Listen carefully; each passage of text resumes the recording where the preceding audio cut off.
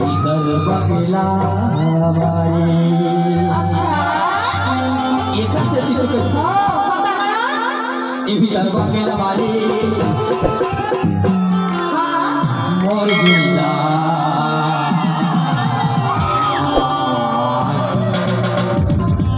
अवकर बुकारारी भीतर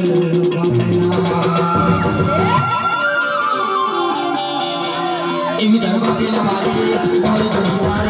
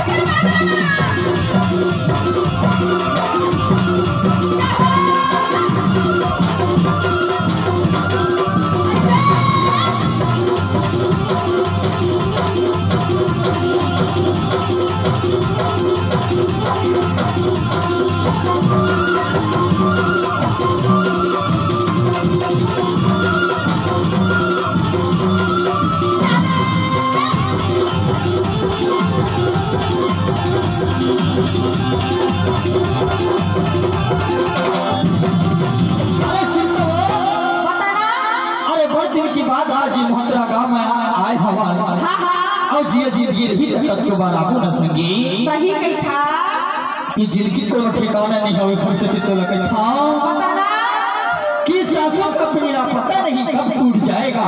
अच्छा ये सासू का पिंजरा अरे पता नहीं कब टूट जाएगा, करते मुसाफिर राहों में ही छूट जाएगा। अभी भी इंतजार है मुलाकात कर लिया करो रे हाजी, पता नहीं जिंदगी के धागा कब टूट जाएगा। ईमान से तरसा रहे बोले ईमान से दवा डाले हंसे ऐसे कसम से तरसा रहे सयासू वाला तो नहीं तो है अब तो वो तरसा रहे देखकर से टिक था पता ना और बसर मां पानी सी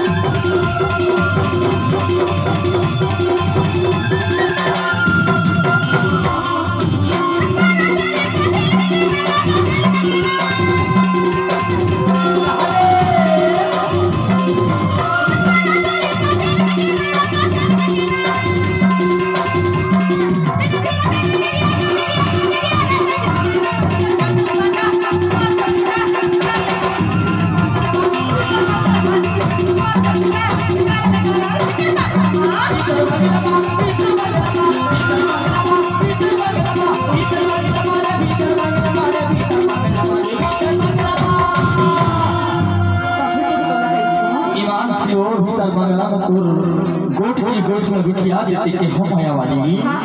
तभी तो कही था सुना एक कड़ी बात कहूँ का कही था कही दाना।